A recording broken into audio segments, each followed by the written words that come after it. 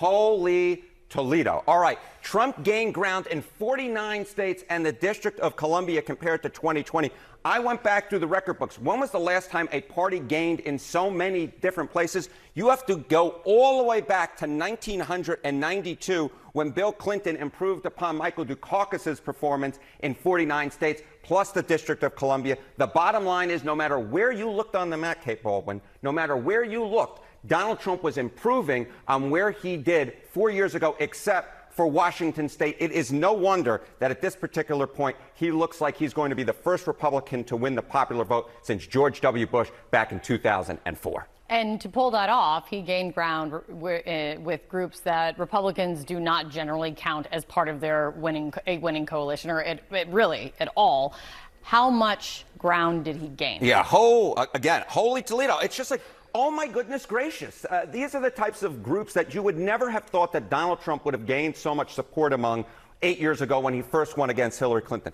Trump's was the best GOP showing among 18 to 29-year-olds in 20 years. You have to go all the way back to 2004. How about among black voters? It was the best performance for a Republican candidate for president in 48 years since Gerald Ford back in 1976. And among Hispanic voters, the exit polls only go back since 1972. But Donald Trump's performance on Tuesday was the best for a Republican presidential candidate in exit poll history. He literally goes all the way back through history and breaks history. This is what we're talking about, Kate Baldwin. Groups that you never thought that Donald Trump would do well among, even for a Republican candidate, that is what he did. If the 2016 election was about Donald Trump breaking through with white working class voters, this election was about breaking through and going to that Democratic coalition and tearing it apart.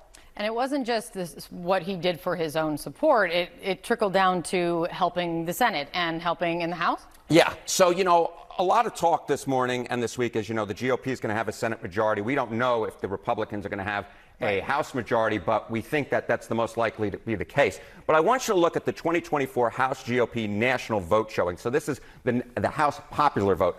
Currently, the GOP is ahead by 5 points. I expect that to shrink a little bit as some of the California results come in. But if let's just say he wins, the House GOP wins by more than 2.6 points, it will be the best House GOP showing in a presidential year in the House popular vote since 1928. If there's any viewer out there who is that old, God bless you. But the bottom line is it was probably the best House GOP national vote showing during most of our viewers' lifetimes.